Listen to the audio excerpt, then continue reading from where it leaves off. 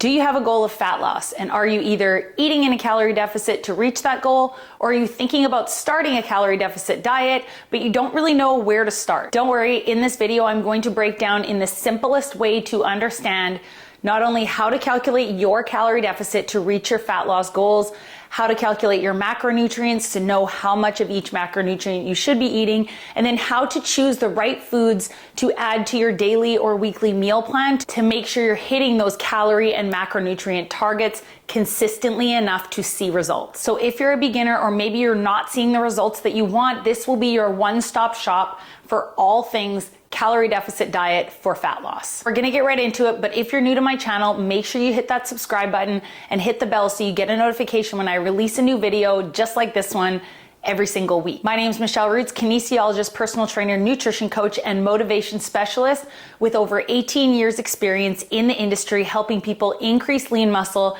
and decrease body fat to become the strongest, leanest, healthiest versions of themselves. And I created this channel because I want to help you as well. Where do we start? If you are a complete beginner and you want to start trying to lose weight or drop body fat or achieve, say, a body recomposition, what are we going to do first? We need to figure out what your calorie deficit number will be, at least a starting point for you. Because in the end, if your goal is weight loss or fat loss, calories are going to be the most important thing. Step one, determine your calorie needs. Before you create your plan, you need to know how many calories your body burns in a day, approximately. That's also known as your TDEE, your total daily energy expenditure. I like to lead people to a very simple online calculator that's going to take into account your height, your weight, your age, and your activity level. This is gonna give you a great starting point and ballpark total daily energy expenditure. So I'm gonna pull up here a very simple, straightforward calorie calculator that I will also link in the video description if you wanna go do this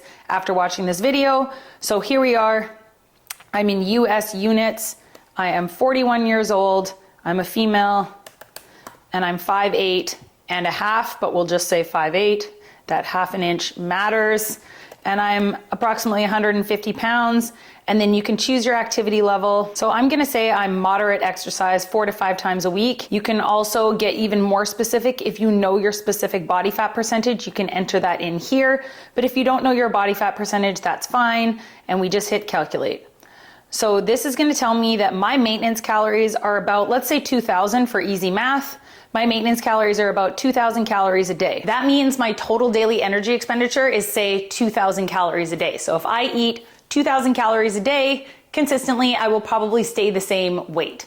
Now, what if we want to lose weight or drop body fat? What you want to do is subtract 300 to 500 calories from that total daily energy expenditure number. Let's say, again, using the example of 2,000 calories, I'm then going to subtract 500 calories, which would give me a 1,500 calorie deficit number, or 300 calories, which would give me a 1,700 calorie deficit number. Now, how do you decide? Should it be 300 or should it be 500?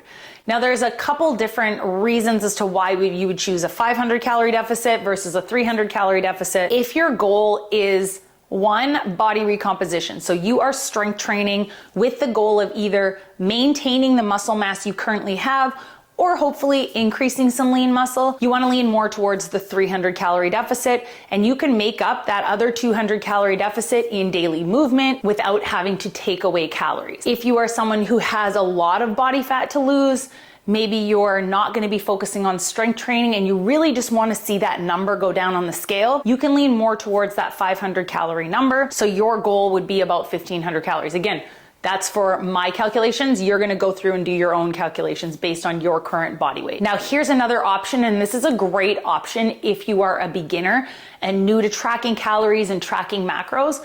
What I like to give people is a window. So a calorie window versus one specific number to hit every single day. So for example, using my own calculations, I would give myself a range of 1,500 to 1,700 calories, knowing that you have at least 1,500 calories, but you can go up to 1,700 calories of good calories if you really feel you need it. And it gives you that window of opportunity, and especially if you're a perfectionist and you're someone who wants to be perfect every single day, trying to hit 1,700 calories on the dot every single day, as well as this much protein, carbs, fats, it's actually very hard. So mindfully giving yourself a calorie window is a great way to approach it. I just want to point out one last thing about calorie deficit. So I could do all the online calculations I want. It's still only going to be a ballpark. I might have underestimated my activity level. I might have overestimated my activity level. These calorie calculators are just an estimation. Until you put those numbers into play with your own body, with your own workout plan, with the macros that you calculate,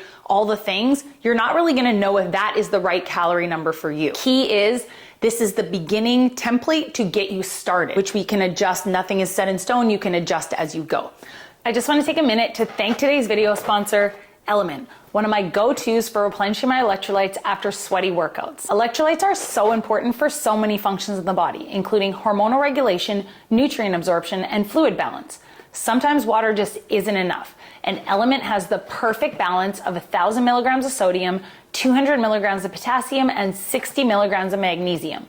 And better yet, 0 artificial sweeteners, no sugar, so no junk. Element can help prevent and eliminate headaches, muscle cramps, fatigue, sleeplessness, and other common symptoms of electrolyte deficiency. Right now, Element is offering my listeners a free sample pack with any order. That's 8 single serving packets free with any Element order. Get yours at drinkelement.com/Michelle. This deal is only available through my link. You must go to drinklmnt.com/Michelle. Step 2, let's talk about macronutrients. So now we know how many calories you're gonna shoot for a day, 1,500 to 1,700 calories. Let's say I'm gonna set my calorie goal at 1,700 calories because I don't wanna lose any of this muscle, and I want to make sure that I'm either getting stronger or just maintaining what I have while I'm trying to drop body fat. Although calories are very important, quality of calories is also very important, especially if you are strength training with the goal of either gaining or preserving the muscle mass you have. And make sure you're just feeling good on a daily basis and your body is getting all the nutrients it needs. That's where macronutrients come in, or macros as you might have heard them called. So that's our protein, our carbs, and our fats. How do we calculate how much of each you should be eating? The simplest way to calculate this, again, as your starting point, is looking at protein first, because that is going to be the most important, helping you feel full, fuel your body, help with muscle recovery, help with maintaining the muscle mass you have. So many amazing benefits of protein, which I also talk about in 90 other videos on this channel. What you're gonna do is take your 1,700 calories, that's my goal, and I'm going to, out of those 1,700 calories, I am going to try and shoot for 1 gram per pound of body weight. If you're someone who's just starting out tracking protein and you're getting used to eating more protein, you can go between 0.7 grams per pound of body weight to 1 gram per pound of body weight. Another factor, if you are someone who has at least 50 pounds or more of body weight to lose, you can also do 1 gram per pound of goal body weight. But let's use myself, for example, 1,700 calories. I currently weigh 150 pounds. Out of that 1,700 calories, I want to get 150 grams of protein. So how do I figure out how many calories out of my 1,700 calorie allotment is going to go to my protein? Very, very simple.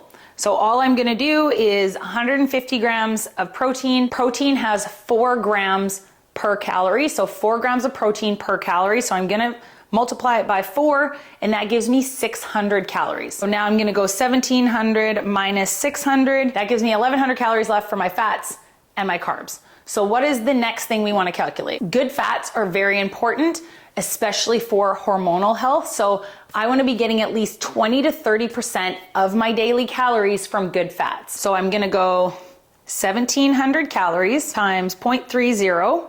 That's 510 calories, and I'm gonna divide that by 9 because fats have 9 grams per calorie.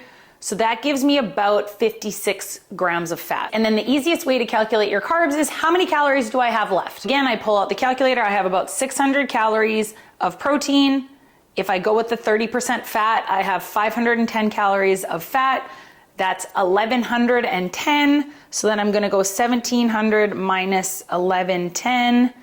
That gives me 590 calories left to have for my carbs, and carbs are 4 grams per calorie, so I'm gonna divide it by 4, and that gives me about 147 grams of carbs, and that is the simplest way to get started. I know that seems like a lot of math, and again, if you find maybe you are starting out and hitting 1 gram per pound of body weight of protein is a lot for you, you can always just make sure you're hitting 30% of your daily calories from protein. So you can do a 30-40-30 split.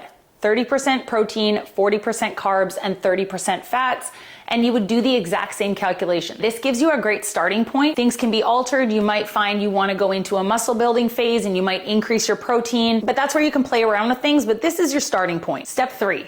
What are you gonna eat? So now that you know your calorie deficit number, you know your carbs, your fats, and your protein goals, the easiest way to go about this, and I find, is a lot of people overcomplicate this, and I think that especially if you're just starting out, the first thing I like to tell people to do is, okay, what works with your schedule, your daily routine, how many times a day will work for you to eat?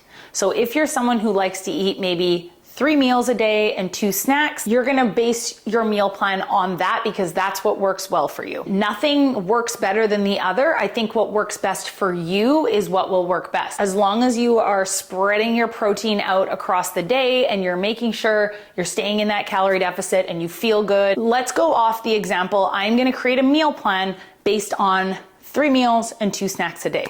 So how are we gonna do that? Now, one thing I wanna point out first of all is following a specific meal plan that is restrictive is probably not the best way to get you to your goals, but maybe it's what you need right at the beginning to get you used to eating in a certain type of way to help you choose specific foods. But you don't have to just go find a random meal plan on the internet. You can make your own based on the foods you already enjoy. For example, I'm gonna pull up this slide right here. You're gonna go with these specific rules for yourself, again, based on my example of 3 meals and 2 snacks. I'm having breakfast, lunch, and dinner. So with breakfast, you wanna make sure you have a protein source. So for example, eggs or Greek yogurt, a fiber-rich carb. So it could be oats, it could be whole wheat bread, and a healthy fat. So something like avocados or nuts. With lunch, it's easy to stick to something like lean protein, so chicken or fish, whole grains, so brown rice, quinoa, and vegetables. And with dinner, we're gonna look at a solid, healthy protein source. It could be lean ground turkey, it could be lean ground beef, it could be salmon, fiber-rich vegetables, and again, healthy fats. You can also swap your lunch and your dinner. You could have whole grains with dinner and stick to just vegetables and protein and healthy fats at lunch. And then snacks, we're gonna look at protein-rich snacks, so cottage cheese, protein shake, fruits, nuts, vegetables. And if you stick to this specific framework, this is how you build meals based on foods you like, based on what you have left in the fridge. I always recommend on a Sunday, sit down, come up with a few meals that you're gonna have for dinner, maybe do a little bit of meal prep if you want, if that works for you in your life, or just make sure you have all the groceries in the house to cook these meals that you've come up with. I also have a free download, a high protein food list. I'll put a link in the video description where you can go download that free list. And I'll put any other free downloads that I think will help you out. I'll also put those in the description below. So you can have all the resources. You have a whole list of protein. So when you're going through and filling in the blanks, you just pick and sub it in. And then one last thing, going off of breakfast, lunch, dinner, and 2 snacks, kind of based around what I like to do each day. How do you split your calories up over the course of the day? So again, let's look at my example of 1,700 calories. What I like to do is first take out your snacks. So for me, snacks are usually between 200 and 250 calories. So what you're gonna do, let's just, for example, again, for easy math, let's grab my calculator here, and let's say that my snacks are 200 calories. So that would be 2 snacks a day. So I'm gonna take my 1,700 calories and minus 400 calories from there. That leaves me with 1,300 calories for my 3 meals. And then, so I'm gonna divide the 13 by 3, and that gives me about 430 calories left per meal. So breakfast, lunch, and dinner. Now, of course, maybe breakfast is only gonna be 300 calories, which maybe your dinner might be 550 or 600 calories. That's where tracking and planning ahead can come into play. And I don't think you have to specifically level out 430 calories for breakfast and 433 calories for lunch. But I think giving yourself that ballpark, being like, okay, my snacks should be around 200 and 250 calories. And I should aim for my meals to be between 400 and 500 calories. You know, you don't have to follow a specific framework, but just mindset wise, when you're planning your meals, knowing about how many calories you should be shooting for each meal. And then it just gets easier as you continue to do it. And what I always say is, you know, tracking your calories, tracking your macros, it's not something you should have to do for the rest of your life. You use it as an educational tool to not only hold you accountable to what you're putting in your mouth every day. And if you're eating similar foods all the time, you don't have to track anymore. You should be able to eyeball things and go off of how you feel and portion sizes. But if you are starting out, this is the best framework to kind of get you started. And I hope it was fairly simple to understand. Now, again, like I said at the beginning of the video, once you get all this set up and you're good to go, be consistent with it, at least 80% consistent. So I say 80-20 rule. You don't have to be 100% perfect. Nobody can be 100% perfect 100% of the time. 80% of the time, 80% of the day, 80% of your week, you are consistent with hitting these numbers.